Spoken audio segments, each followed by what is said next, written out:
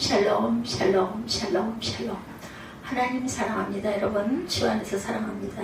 오늘 이세벨에 관해서 함께 말씀의 은혜를 나눠봅니다. 열왕기상 21장 5절에서 16절에 근거합니다. 그 하나님을 대적한 사악한 여인이죠. 이 아방의 아내이기도 합니다. 자신의 지위와 권력을 이용해서 악과 살인을 일삼았던 이세벨을 통해서 우리는 교훈을 얻고 은혜를 나눕니다. 이세벨이라는 이름의 뜻은 고상한이라는 의미를 갖고 있네요.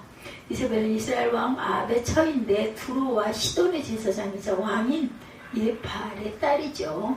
두로와 시돈. 그러니까 이방 나라의 그 왕의 딸입니다. 열왕기상 16장 29절에서 30절에 증거합니다.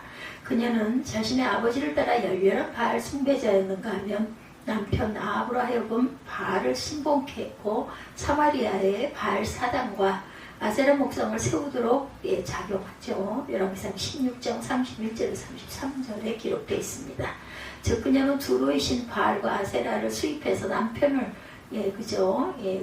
현혹시켜서 야훼 하나님을 버리고 그녀가 신봉하는 우상을 섬기게 했고 또한 이스라엘 국민의 그 신을 믿게 강요했고 그 선지자들을 우대해서 여기에 만족하지 않고 여호와 종교를 탄압해서 여호와의 선지자들을 많이 죽여서 몰살을 시키기도 합니다. 이렇게 바알과 아세라를 대대적으로 선전 포교한 결과 이세벨의 식탁에 먹는 바알의 선지자 450명, 아세라 선지자가 400명에 달했다. 850명이죠. 국내 대신 오바댜의 중재로 그녀의 상에서 먹는 바알 선지자와 아세라 선지자는 또한 850명, 엘리야 혼자와의 갈멜산에서의 대결에서 이세벨은 당연히 수적으로 우세한 자기 종교가 승리할 것으로 믿었지만 결과는 반대였죠. 이 대결에서 바알의 응답은 없었고 엘리야가 간구하자 즉각 야훼께서 응답하시죠. 불이 나타납니다. 백성들을 시켜서 바알과 아세라 선지자들을 전멸을 시켜야 엘리야는 열왕기상 18장 30절이죠. 이 소식을 들은 이세벨은 엘리야에게 사자를 보내 죽이겠다 이렇게 협박을 합니다. 19장 2, 3절 열왕기상에 나타나 있습니다. 이세벨의 범죄 중에 빼놓을 수 없는 사건이 나봇의 학살이죠. 그의 포도원 몰수 사건. 포도원을 바꾸거나 매각하려는 아방의 요청이 거절되자 이세벨은 거짓 증인 두 사람을 세워서 하나님과 왕을 모욕했다는 위증으로 나봇을 살해한 후에 포도원을 몰수하여 남편에게 넘깁니다. 이 사실을 안 엘리야는 개들이 나봇의 피를 핥는 곳에서 내 피 곧 내 몸의 피도 핥으리라. 열왕기상 21장 오늘 본문 23절이죠. 23절에 그렇게 예언을 합니다. 이세벨에 대해서도 야훼께서 말씀하여 이르시되 개들이 이스라엘 성읍 곁에서 이세벨을 먹을지라 이렇게 말하죠. 22절에 내 집이 느밧의 아들 여로보암이 집처럼 되게 하고 아히야의 아들 바하사의 집처럼 되게 하니 이는 내가 나를 노하게 하고 이스라엘 범죄하게 한 까닭이니라 하십니다. 그리고 24절에 아합에게 속한 자로 성읍에 죽은 자는 개들이 먹고 들에서 죽은 자는 공중에 새가 먹으리라 하였느니라. 예로부터 아합과 같은 그 자신을 아합과 같이 그 자신을 팔아 야훼 앞에서 악을 행한 자가 없으면 그의 아내 이세벨이 충동하였습니다. 그가 야훼께서 이스라엘 자손 앞에 쫓아내신 아모리 사람을 모든 행할 같이 우상에게 복종하여 심히 가증하게 하였더라. 아합이 이 말씀을 들을 때 옷을 찢고 굵은 배로 몸을 동이고 금식하고 굵은 배에 누우며 풀이 주고 다니더라. 야훼의 말씀이 디집사람 엘리야에게 임하 이르시되 29절입니다. 아합이 내 앞에서 겸비함을 내가 보느냐? 내 앞에서 겸비함으로 내가 재앙을 저희 시대에는 내리지 아니하고 그 아들의 시대에야 그의 집에 재앙을 내리리라 하셨더라. 이세벨은 남편과 자식을 파멸시켰고 국가를 타락시켰고 마침내 자신도 비참하게 죽죠. 그러한 아주 독한 독부였다. 우상숭배 상징이고 악독한 여인 이세벨에 대해서 좀 더 살펴봅니다. 이세벨의 행적을 찾아보죠. 드로왕 바알의 딸이죠. 이스라엘 왕 아합의 아내로 악척으로 유명하다. 본문 25절에 증거되어 있습니다. 또한 바알 숭배를 장려해서 이방 종교의 부도덕한 생활을 유행시키고 베니게에서 수백의 바알 선지와 제자들을 데리고 나옵니다. 열왕기상 18장 19절에 보면 증거하죠. 그리고 사마리아에 그 제단을 쌓고 아세라 신상을 세웠어요. 18장에서 19장 사이에 증거합니다. 그리고 나봇을 포도원을 강탈하기 위해서 나봇을 살해했는데 국민의 분노를 야기하여 살해를 당하죠. 예, 국민의 분노 속에서 열왕기하 9장 30절에 증거되어 있어요. 두 번째, 이세벨, 하나님을 대적한 사악한 여인. 이 여인은 어떻게 등장해요? 그녀의 소개에 앞서 그녀의 남편 될 사람 아합이 먼저 소개되죠. 오므리 아들 아합, 그는 이스라엘의 왕이었어요. 네, 그 전에 모든 사람보다 야훼 보시기에 악을 더 행했다. 열왕기상 16장 30절입니다. 이스라엘 왕 아합, 그는 도대체 얼마나 하나님 앞에 악을 행했기에 그 전에 모든 사람들보다 야훼 보시기에 악을 더 행했다라고 기록되어 있는지, 악을 일삼기 좋아하는 사람 아합과 과연 착하고 좋은 여자를 아내로 맞았겠는가? 네, 그렇지 못했죠. 이세벨은 어떤 여자였는가? 먼저 그녀의 출신 성분이 시돈 사람의 왕 엘바알의 딸 이세벨을 아내로 삼고 이렇게 나와 있어. 엘바알의 딸입니다. 아합은 분명 하나님이 선택한 민족 이스라엘의 왕이었어요. 그런데 그는 이스라엘의 그 많은 여자를 두고 하나님이 그만 이방 민족 시돈 왕 엘바알의 딸을 아내로 맞아들여서 왕비로 들여오면서 아주 악한 일들이 벌어지죠. 열왕기상 16장 31절에 33절에 보면 이세벨로 아내를 삼고 가서 바알을 섬겨 우상 숭배하고 사마리아 건축한 바알의 사당 속에 바알을 위해 단을 쌓으며 아세라 목상을 만들었다. 이세벨이 이스라엘 왕비로 들어오자마자 아합은 그녀와 함께 바알을 섬겨서 숭배하고 그것도 모자라서 아세라 목상까지 만드는 등 하나님이 가장 싫어하는 우상 숭배를 공공연하게 자랑하죠. 이에 대해서 성경은 열왕기상 16장 33절에 그 전에 모든 이스라엘 왕보다 심히 이스라엘 하나님 야훼의 노를 격발하였더라 이렇게 말합니다. 아합은 아내 이세벨을 왕비로 들이면서 하나님께 악을 행하는 것도 부족해서 하나님을 화나게 만들었다. 이세벨은 도대체 어떤 여인에게 이토록 남편을 부추겨서 하나님을 버리고 바알 등 각종 우상신을 받들게 할 수 있었는가? 아합은 하나님을 버리고 우상 숭배에 정신이 빠져 있을 때 선지자 엘리야를 통해서 경고합니다. 엘리야가 아합에게 고하되 나의 섬기는 이스라엘 하나님 야훼의 사심을 가리켜 맹세하느니 내 말이 없으면 수년 동안 우로가 있지 아니하리라. 열왕기상 17장 1절이죠. 비가 내리지 않을 것이다. 이세벨 역시 분명 그 경고의 메시지를 남편을 통해서 전해 들었을 거예요. 근데 그녀는 온 땅에 비가 내리지 않아 백성들이 가뭄에 가라에 얼마나 허덕이고 힘들게 살았을까를 생각해 봐야 했어요. 근데도 한나라의 어미된 왕비는 이런 백성의 고통의 삶을 아랑곳하지 않고 오히려 하나님의 선지자들을 죽이고 멸하는 일에 온통 혈기를 다 쏟습니다.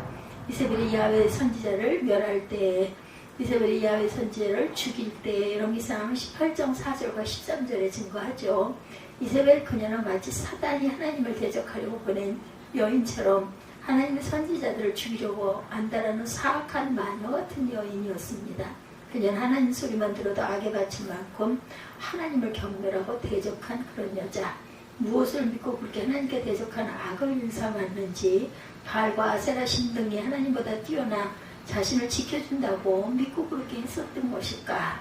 그렇다면 이세벨 왕비가 이렇게 잔인하게 하나님의 선지자들을 죽이고 있을 때 아합은 무엇을 하고 있었을까요?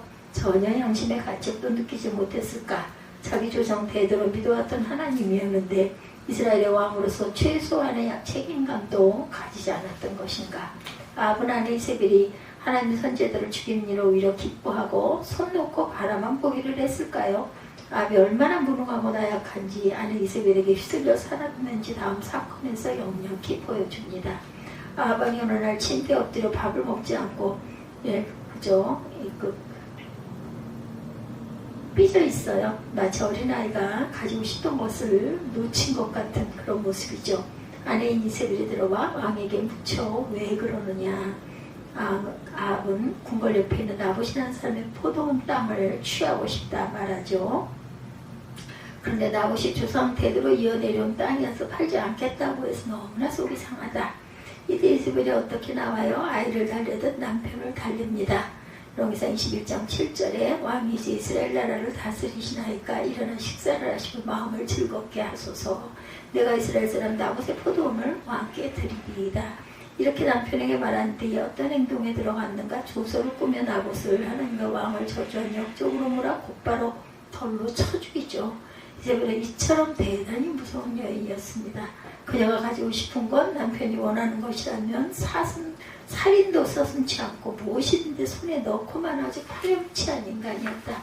이처럼 그녀가 왕비로서의 마음과 권력을 휘두르고 악을 일삼을 수 있었던 것은 아합의 나약함과 무능함도 한 몫을 했어요. 이세벨 그녀는 왕비라는 자리, 왕보다 더 강한 권력을 가졌기 때문에 무서울 게 없었죠. 그녀가 원하는 것이면 무엇이든지 할 수 있다고 생각을 합니다. 시돈의 땅에서 왕의 딸 공주로 자란 이세벨, 그녀의 이런 악한 성품은 어쩌면 어릴 때부터 자기가 하고 싶은 것, 가지고 싶은 것을 모두 다 가지고 자기가 미워하는 사람을 쉽게 죽이고야만 하는 그런 잘못된 생각이 그녀를 이처럼 행악자의 모습으로 만들고 맙니다. 과연 그녀는 이처럼 살인을 밥 먹듯 저지르고 마음이 평안했을까? 통쾌했을까? 그녀의 마음이 궁금하죠. 오늘날 우리가 살아가는 세상에도 이세벨과 같은 악한 마음을 가지고 사는 사람이 적지 않습니다. 아버지 덕택에 많은 부와 권력을 손에 거머쥐고 연약한 사람을 짓밟고 남몰래 살인까지 저지르는 것도 마다하지 않는 그런 악한 사람들이 도처에 숨어 있죠. 이런 악한 사람들로 인해 선한 하나님의 사람들이 나봇과 같은 평범한 시인들이 죽어가는 것을 볼 때 과연 하나님이 살아계신다면 어찌 이런 일이 일어날 수 있는지 의문스러울 수밖에 없어요. 하나님은 이런 사악한 사람이 계속해서 악행을 저지르고 그런 대적하도록 그냥 보고만 계실까? 그렇지 않습니다. 이세벨 그녀 앞에서 지금 너무나 비참하게 끝날 인생의 말로가 다가오고 있는 거예요. 이스라엘 하나님은 살아계신 분이시기 때문에 행악자를 인하여 불평하지 말며 불의를 행하는 자를 투기하지 말라 말씀합니다. 저희는 풀과 같아서 속히 배임을 볼 것이며 푸른 채소같이 수혜자랄 것이다. 시편 37편 1, 2절입니다. 이세벨의 비참한 종말이 다가오죠. 그녀는 성경에 나오는 모든 악한 여인의 대명사예요. 하나님과 사람들 사이에 악의 창출자였고 이스라엘 백성을 타락의 길로 인도한 사람이다. 이세벨은 시돈 사람의 왕 예바알의 딸로 이스라엘의 바알과 아세라 우상 숭배를 만연시킨 장본인. 그러므로 그녀는 계시록 2장 20절까지 우상 숭배 상징으로 언급된 인물로 남아 있습니다. 하나님을 버리고 우상을 쫓은 자의 마지막 모습이죠. 이러한 자는 공의로운 하나님께서 반드시 심판하신다라는 것, 열왕기하 9장 30절에서 37절에 기록되어 있어요. 바로 이러한 장면이 기록됩니다. 그럼 이세벨의 비참한 종말을 한번 살펴보죠. 심판 앞에서도 완악했어요. 열왕기하 9장 30절과 31절에 보면 이세벨의 완악한 모습이 나오죠. 예후가 이스라엘의 이름이 이세벨이 듣고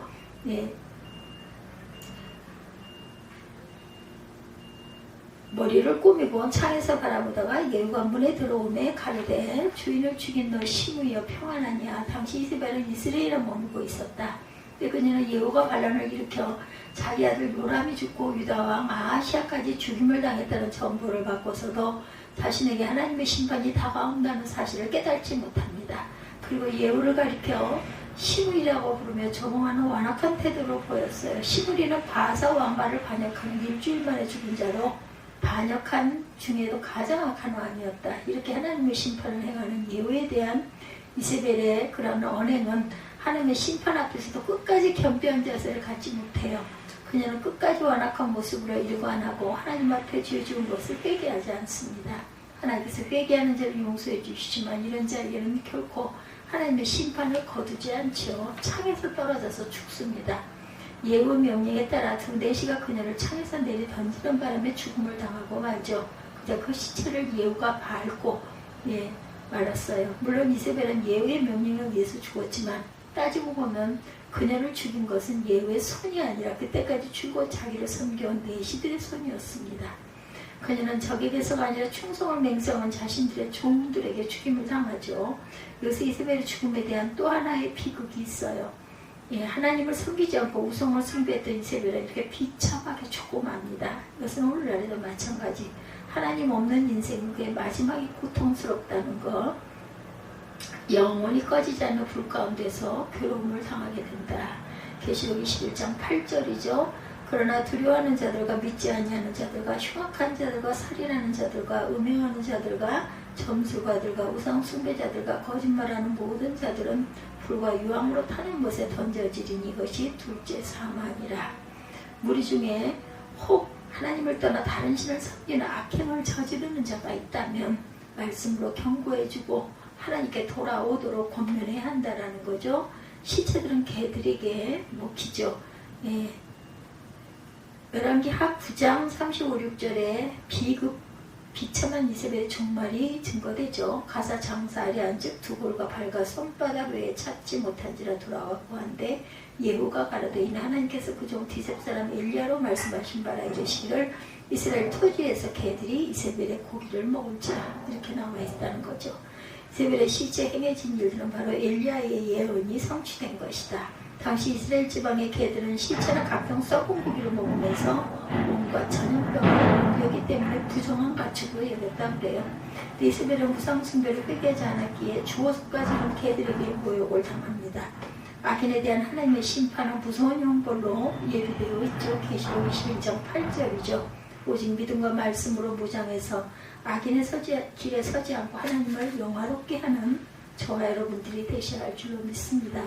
악인 이세벨은 끝까지 겸비한 자세를 나타내지 않고 완악했고 그래서 창에서 떨어져 죽었는데 그 시체를 개들이 먹고 많은 비참한 종말을 맞이했어요. 이것이 악인을 향한 하나님의 심판이라는 것. 나그네 같은 세상의 삶이 이세벨과 같은 악한 행동으로 살아가서는 안 되겠죠.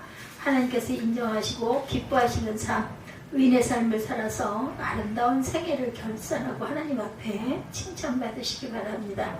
그러나 내가 책망할 일은 있느라 자칭 선지자라는 여자 이세벨을 내가 용납하니 그가 내 종들을 가르쳐 꾀어 행하게 하고 우상의 제물로 먹게 했도다. 계시록 2장 20절에 증거합니다. 악독한 이세벨을 통해서 우리가 배울 교훈을 살펴보죠. 하나님께서는 이세벨이 하나님께로 돌아설 수 있는 기회를 여러 번 주었어요. 그리고 하나님의 율법과 하나님의 선지자들을 접촉할 기회도 많았습니다. 그러나 기회를 모두 외면하고 오히려 하나님을 조롱하고 악행을 더 저지르죠. 죽을 때까지 하나님을 대적하고 악한 일을 하다가 비참한 최후를 맞게 되죠. 이세벨이 자기가 숭배하던 바알 우상을 이스라엘이 섬기도록 하는 과정에서 보여준 모습으로 비록 하나님 앞에는 커다란 범죄자였지만 그의 신앙의 열정이 어떠함을 보여주죠. 이세벨의 생애가 비록 악하긴 했지만 그 용기나 지략 또한 술수 등은 매우 뛰어났고 한 나라를 타락시킨 그녀의 영향력 또한 대단했던 것을 우리가 알죠. 그의 재능과 능력이 주를 위해 사용되었다면 얼마나 그죠? 악영향만큼이나 엄청난 선한 결과가 많을 텐데 여기서 우리는 어떤 행위 자체의 잘잘못은 그 목적과 의도에 의해서 상당 부분 좌우됨을 알 수가 있어요. 요한계시록에 이세벨을 이교주의 상징이라고 표현합니다. 계시록 2장 20절에 그러나 내가 책망할 일이 있노라 자칭 선지자라는 여자 이세벨을 내가 용납하니 그가 내 종들을 가르쳐 꾀어 행음하게 하고 우상의 제물을 먹게 합니다. 이세벨이란 한 여인으로 말미암아 한 왕가가 몰락하고 한 국가가 뿌리째 흔들리는 모습을 통해 우리는 아내가 남편에게 미치는 영향력을 생각하지 않을 수가 없다. 아합의 사소한 욕구를 채워 그의 기분을 풀어주려고 한 이세벨의 헛된 야망은 아합과 영원한 심판을 가져옵니다. 이에 세상의 부인들은 아내로서 지니는 크나큰 영향력을 하나님과 가정을 위해서 유감없이 발휘하도록 남편으로 하여금 의로운 일에 헌신하도록 우리가 잘 인도해야 한다. 나봇의 포도원을 탐낸 아합이 불법적으로 포도원을 취하고 그로 인해서 하나님의 저주를 받게 되는 모습은 인간이 자기 탐욕을 제어하지 못할 때 일어나는 불행을 생생히 볼 수 있었다는 것. 또한 이세벨을 통해서 이방 종교의 실상을 엿볼 수 있고 반면에 여호와 하나님을 믿는 기독교의 생명력을 실감하게 되죠. 잘못된 종교의 신앙의 어리석음을 그 피해를 우리가 잘 알아야 되겠다. 잠언 16장 18절에 이세벨에게서 보여준 비처럼 교만한 잔인성이 이세벨에게서 보여준 바처럼 교만한 잔인성이 가져다는 종말은 비참한 것이라는 거죠. 인류의 타락의 원인도 교만이었고 우리의 마음을 지켜 겸손함을 힘써야 되겠다. 너는 나 외에 다른 신을 내게 있게 하지 말자다. 너를 위해 새긴 우상을 만들지 말고 그것들에게 절하지 말며 섬기지 말라. 나 야훼 너희 하나님은 질투하는 하나님인지. 출애굽기 20장 3절에서 6절이죠. 우상은 무엇을 말해요? 하나님보다 더 사랑하는 것이 우상입니다. 우리가 이 세상을 살아가는 동안 하나님보다 더 사랑하는 것이 있으면 그것은 우상 숭배다. 때로는 물질이, 가족이, 명예가 우상이 될 수도 있죠. 따라서 우리는 사랑의 대상에 대한 우선순위가 분명해야 되겠다. 하나님보다 더 사랑하는 것이 있을 때 항상 부작용과 문제가 생기게 되고 인간은 더 이상 발전할 수가 없어요. 마태복음 21장 37절에 보면 예수께서 가라사대 내 마음을 다하고 목숨을 다하고 뜻을 다하여 주 너의 하나님을 사랑하라 하셨으니 이것이 크고 첫째 되는 계명이요 둘째는 그와 같으니 내 이웃을 내 몸과 같이 사랑하라 하셨으니 이 두 계명이 온 율법과 선지자의 강령이니라 말씀하죠. 우리는 우상을 숭배하는 헛된 삶을 살지 말고 순하고 깨끗한 그리스도를 닮는 삶을 살아가므로 영원한 천국에서 살아가는 하나님의 자녀들이 되어야 할 줄 믿습니다. 만왕의 왕이신 예수 그리스도 한 분을 잘 믿는 길이 영원한 삶의 구원이라는 것을 잊지 않고 승리하시기 바랍니다. 온 우주 만물을 다스리는 전능하고 위대하신 하나님 한 분만으로 잘 섬기고 하나님의 자녀답게 믿고 살아갈 때 우리의 모든 죄, 우상숭배, 불의체는 안에서 건짐을 받을 뿐만 아니라 우리의 삶이 최고의 승리와 영광의 삶이 될 줄 믿습니다. 기도하시겠습니다.